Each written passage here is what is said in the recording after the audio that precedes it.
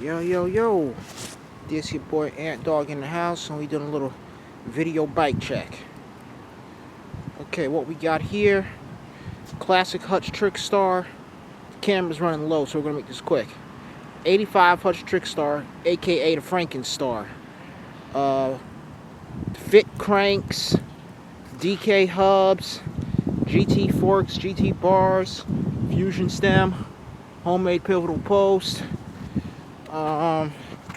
JW sprocket, DK hubs, sun rims, pedals, UGP seat, GTAB grips, and we got some exposure levers, which are definitely going to get changed because they are not the proper levers for the brake setup.